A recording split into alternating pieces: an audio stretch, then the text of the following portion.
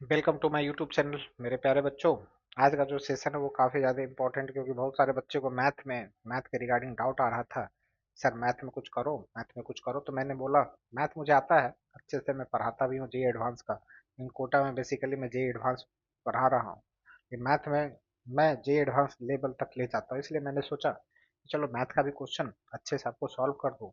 ये क्वेश्चन देखिए, बिल्कुल ही प्यारा क्वेश्चन है और जेई मेंस में आने वाला क्वेश्चन में से है।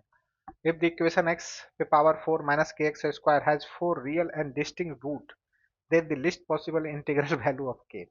अब जब ये पेपर पे क्वेश्चन आएगा, बच्चा इस पेपर पे क्वेश्चन से भी डरेगा, लेकिन हमें डरना नहीं है। इस क्वेश्चन को अच्छे से सॉल्व करना है। मैथ काफी बेहतरीन टॉपिक है। तो देखिए यहाँ पे क्या बोला है कि कैसे क्वेश्चन को सोचते हैं और कैसे सॉल्व करते हैं, इस चीज को देखिए। x पे पावर 4 है, माइनस माइनस के एक्स स्क्वायर है, प्लस 16 इक्वल टू क्या है, 0 है। तो x पे पावर 4 है, तो मैं इसको क्वाड्रेटिक में सॉल्व करता हूँ। क्वाड्रेटिक में लाने के लिए आपको क्या करना होगा, x पे पावर 4 को क्या लेना होगा, आप इसको कुछ t मान लीजिए। सॉरी, एक्स स्क्वायर को आप t मान लीजिए। तो अगर एक्स स्क्वायर को आप t मानिएगा तो ये हो जाएगा टी स्क्वायर माइनस के टी प्लस 16। ओके, अब इसका 4 मान के चलिए। इससे यहाँ पे इसका दो दो रूट होगा। मान टी, ये क्वाड्रेटिक इक्वेशन है, क्वाड्रेटिक इक्वेशन का दो रूट मैं मानता हूँ टी1 है और दूसरा रूट क्या है इसका टी2 है। ठीक है। अब बोला है कि इसका रियल एंड डिस्टिंक्ट रूट होना चाहिए। अगर इसका रियल एंड डिस्टिंक्ट रूट होगा तब बताइए टी1 टी2 पे क्या होना चाहिए, x square equal to t है, मतलब टी1 भी एक्स का वैल्यू होगा, तो एक्स स्क्वायर निगेटिव तो होगा नहीं। इसका मतलब है रियल एंड डिस्टिंक्ट होने के लिए पहला चीज होगा T1 does not equal to T2 होना चाहिए। दूसरा कंडीशन लगेगा कि T1 का वैल्यू ग्रेटर देन 0 होना चाहिए और T2 का भी वैल्यू क्या होना चाहिए, ग्रेटर देन 0 होना चाहिए। तब इस कंडीशन को ये सेटिस्फाइड करेगा कि रियल होगा, डिस्टिंक्ट होगा, अनइक्वल होगा। अब देखिए, तो ये कंडीशन को सेटिस्फाइड कैसे करेगा, पहला लगाएंगे डी ग्रेटर देन 0, कि डी का वैल्यू जो होगा, डिस्क्रिमिनांट जो होगा वो ग्रेटर देन क्या होना चाहिए, 0 होना चाहिए।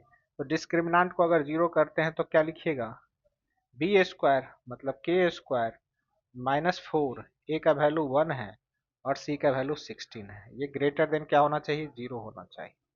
मतलब k square minus 64 greater than equal to 0 means आप इसको ऐसे भी लिख सकते हैं, k square minus 8 square greater than 0।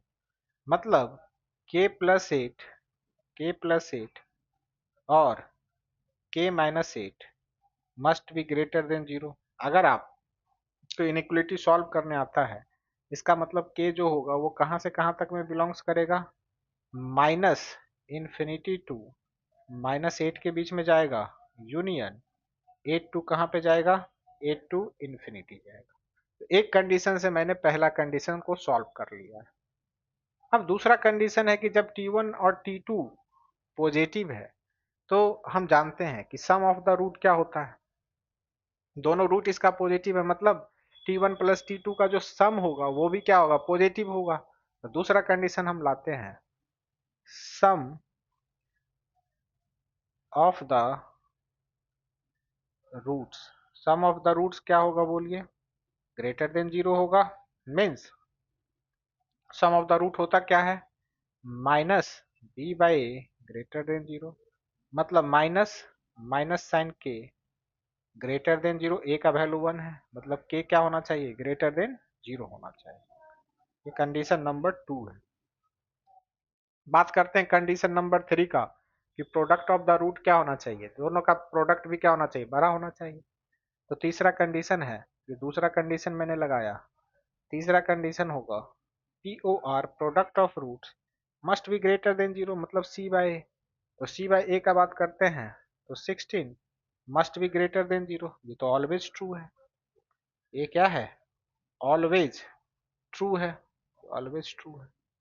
तो अब देखिए, हम तीनों का इक्वेशन 1 का 2 का और 3 का जब इंटरसेक्शन लेते हैं, अगर हम तीनों का इंटरसेक्शन लेते हैं तो वैल्यू जो आएगा कि ये तीसरा कंडीशन है, ये ऑलवेज ट्रू है।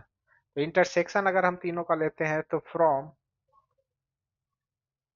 फ्रॉम तो बोला है then the integral value of k, least possible integral value, then from 1 2 3। तो तीनों का जब हम लेंगे तो के का वैल्यू जो बिलोंग्स करेगा, क्योंकि के ग्रेटर देन जीरो है, मतलब के बिलोंग्स करेगा आपका 8 टू इन्फिनिटी के बीच में। और 8 टू इन्फिनिटी में 8 तो होगा नहीं, क्योंकि 8 तो वहां पे क्या है, आएगा नहीं। तो लिस्ट इंटीग्रल जो होगा वो आंसर होगा 9।